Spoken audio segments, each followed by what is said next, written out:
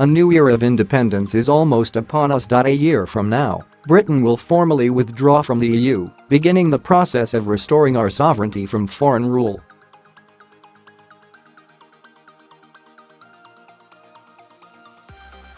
But the 2016 referendum result has undoubtedly left deep divisions in our country.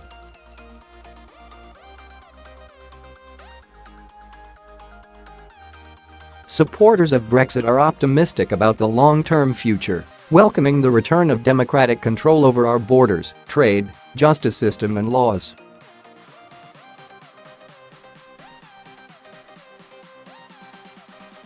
In contrast, diehard Remainers constantly preach a message of doom, determined to create a climate of despair.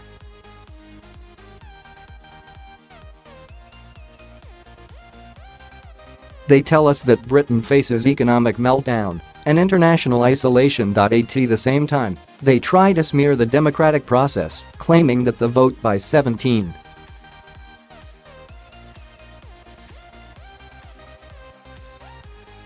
4 million people was a triumph for bigotry and insularity.This sneering and utterly unfounded attitude is espoused by the Liberal Democrats leader Sir Vince Cable, who has said Brexit was driven by nostalgia for a world where faces were white, despite the fact that most European migrants are white.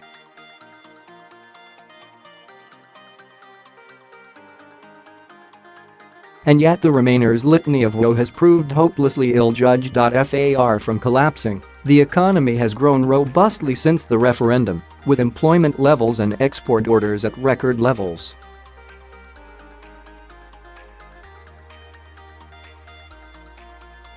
Similarly, Brexit negotiations have gone much more smoothly than predicted by Jeremiah pessimists, particularly the BBC, who try to portray every problem as a crisis.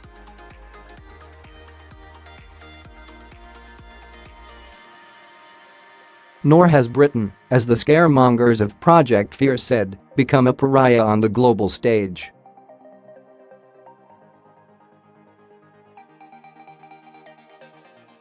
On the contrary, the government's tough stance towards Russia over the Salisbury poisonings led this week to an unprecedented show of solidarity from other nations.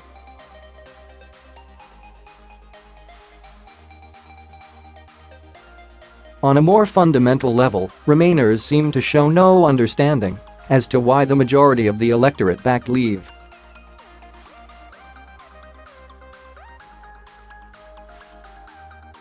Constant attacks, equating Brexiteers with the dark, reactionary forces of prejudice, could not be more wrong.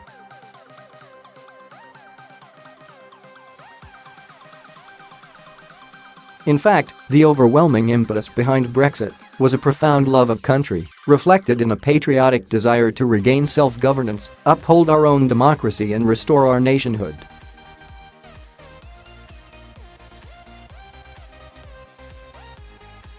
These, surely, are noble sentiments. After all, the drive for national autonomy is the ideal that has inspired so many liberation movements through history, from the American Revolution of the 18th century to the Indian push for independence in the mid-20th century.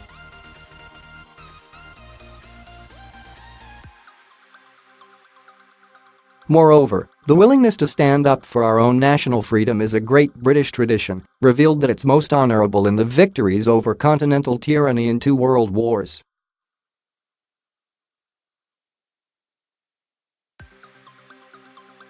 But, for many Remainers, patriotism is something to be sneered at, an outmoded, reactionary concept that promotes aggression and exclusion.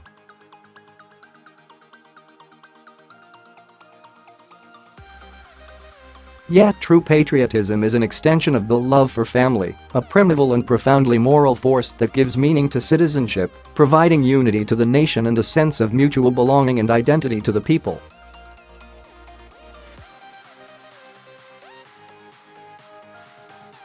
Few Britons have understood this better than George Orwell, the great chronicler of English patriotism, whose writings are infused with a deep, though often critical, devotion to our island.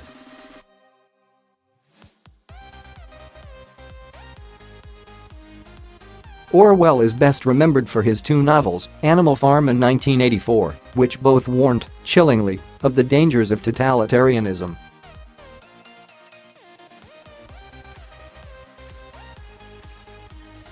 But in 1941, he published a brilliant essay on our national character called England Your England.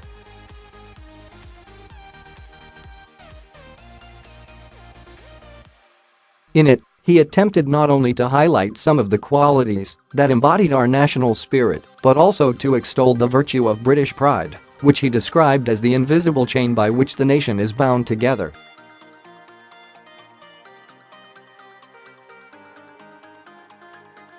Orwell wrote England Your England in the autumn of 1940, the last time Britain stood alone, with the German Blitz of London at its peak.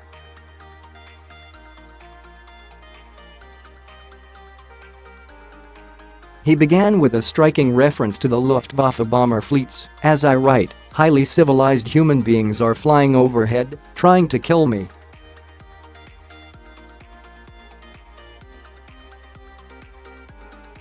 Yet, even though it was produced nearly 80 years ago, his words still resonate because of the power of his language and the shrewdness of its insights.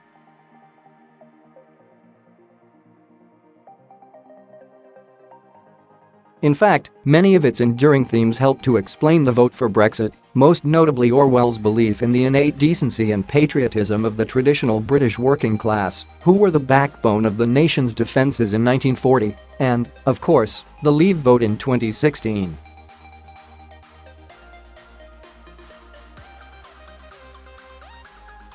He was scathing about the incompetence and cowardice of the political establishment, whose disastrous policy of appeasement in the 30s had led Britain to the brink of disaster.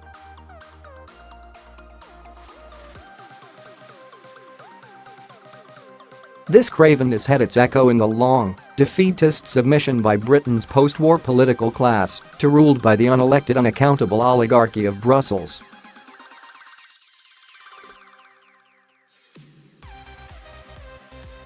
The heirs of Nelson and Cromwell are not in the House of Lords, wrote Orwell. They are in the fields and the streets, in the factories.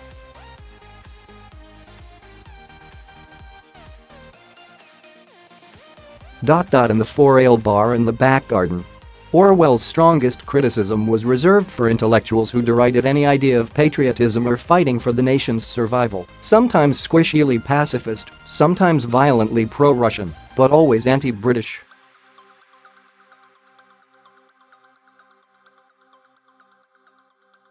Some of those words could certainly be applied to Jeremy Corbyn's Labour frontbench or to the more fanatical members of the pro-Brussels brigade such as Tony Blair, Sir Nick Clegg and Lord Chris Patten, who repeatedly tell the British people how stupid they were to vote Brexit.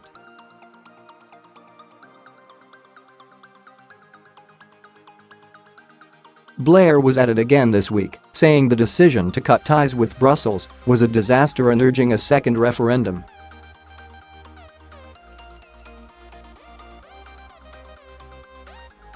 Indeed, in a memorable passage, Orwell complained that the English intelligentsia are Europeanized.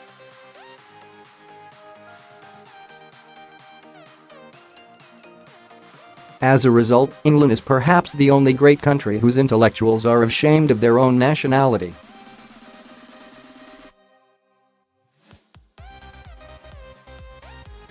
In left-wing circles, it is always felt that there is something slightly disgraceful in being an Englishman, and that it is a duty to snigger at every English institution, from horse racing to suet puddings.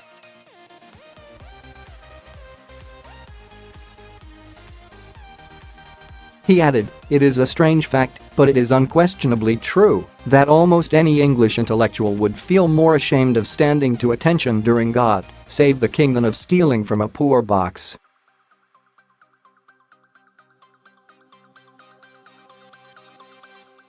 That trait of visceral self-loathing still prevails among the anti-Brexit worshippers of Brussels power.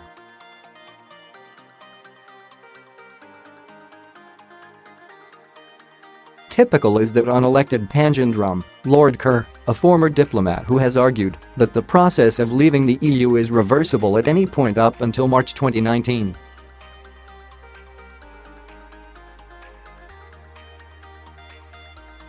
Or former Cabinet Secretary Lord Gus O'Donnell, who compared Brexiteer politicians to snake oil salesmen, and Clegg, who said he hoped old people would die out and allow Remain to win.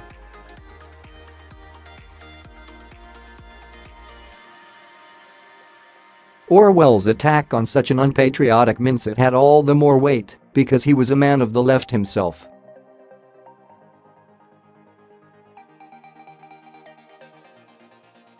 But as a maverick outsider, he could never be stereotyped. Eccentric individualism was the hallmark of his life.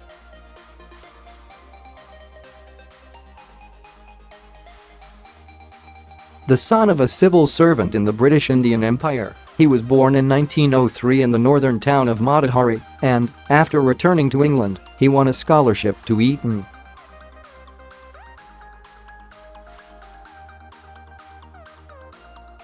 But his family were too poor to enable him to go to university, so he joined the police in Burma, then under British rule, where he acquired a lifelong hostility towards militarism and imperialism.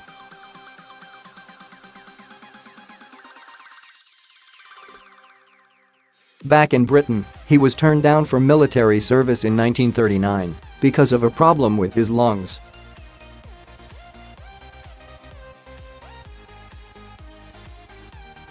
But he proved his patriotism by volunteering for the Home Guard, which he envisaged as a kind of people's army.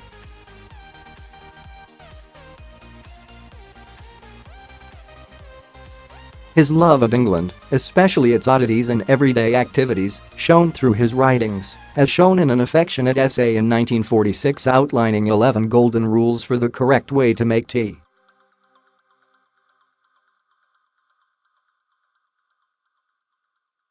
He regarded the drink as one of the mainstays of civilization in this country. His advice, which the WWII president Jean-Claude Juncker would never understand, was to use a good breakfast cup, that is, the cylindrical type of cup, not the flat, shallow type, and he preferred milk that was not too creamy.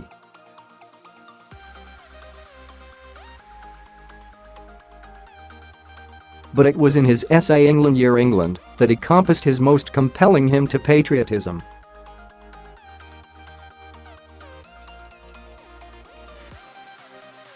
It should be compulsory reading for every politician to help them understand what Orwell did instinctively, namely that through English life, there is a recognizable set of ancient characteristics that bind the nation together.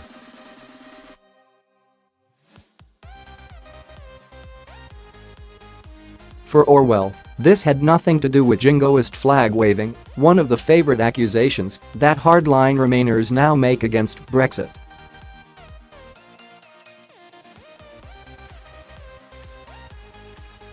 Instead, he felt this patriotic devotion was tied to cherished sights, sounds and smells that evoked a sense of attachment.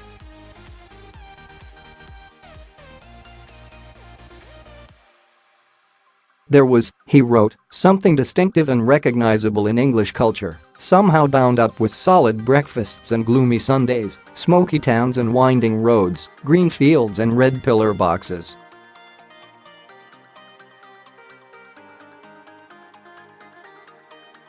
Of course, much of Orwell's England has disappeared, but in his essay, he spoke of features of our national personality that now help to explain the vote for Brexit.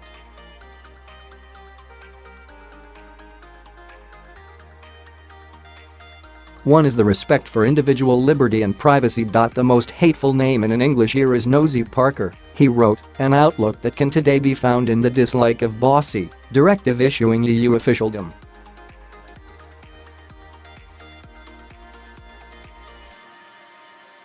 This is a deep suspicion of political dogma and power-hungry leaders, a prime reason why fascism never commanded any great public following in the 30s, in the same way that the European federalist ideology has never had anything but fringe appeal in Britain.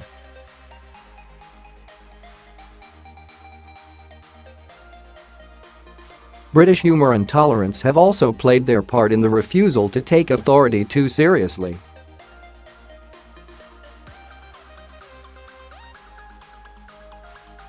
The goose step was never adopted here, argued Orwell, as people in the street would laugh.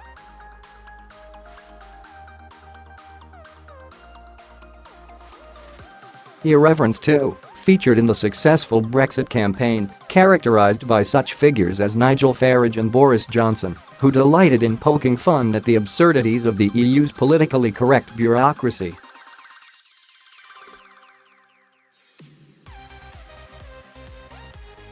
It was Farage who famously told the then EU president in the European Parliament that he had all the charisma of a damp rag and the appearance of a low-grade bank clerk, and dismissed his homeland, Belgium, as a non-country.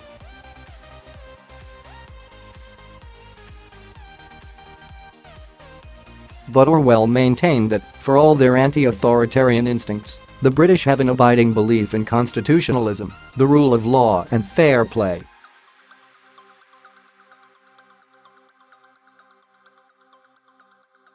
That is why so many Britons dislike how European institutions have overridden our own parliament and courts, and why there has been such public indignation over European rulings that demand votes for prisoners or welfare payments to EU migrants who may never have contributed a penny to Britain.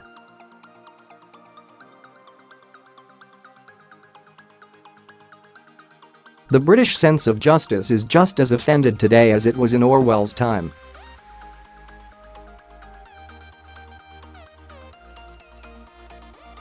Of course, British society is now very different from wartime. For a start, its demographics have been transformed by unprecedented mass immigration.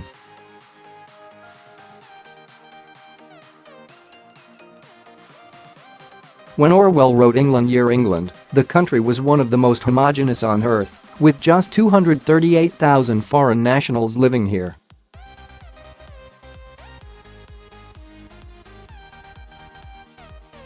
Compare that to the millions of migrants who were allowed into Britain in the Blair years.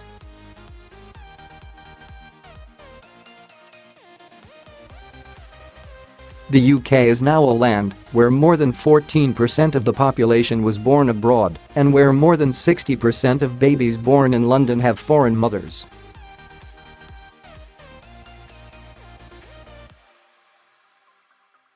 Cultural diversity, along with cheap travel and the internet, means that Britons are now far more open to foreign influences and customs.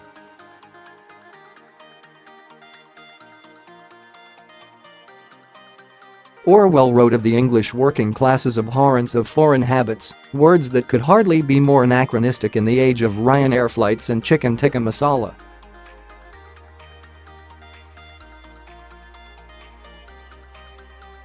Depressingly, Orwell's boast that the gentleness of English civilization is its most marked characteristic could hardly sound more outdated, given the dramatic rise in levels of crime and violence on our streets.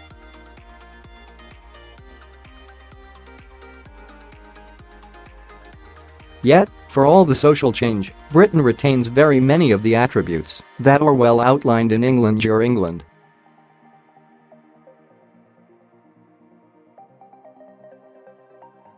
Writing in the darkest hours of World War II, he said with great trepidation, "It needs some very great disaster, such as prolonged subjugation by a foreign enemy, to destroy a national culture."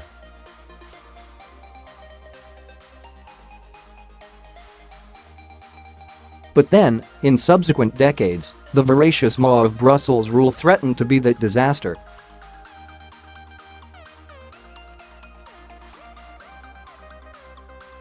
I believe, though, the date of March 29, 2019, will be testimony to the fact that it will be the ordinary English people, not the ruling class, who, with their instinctive patriotism and wisdom, will be once again the saviors of Britain.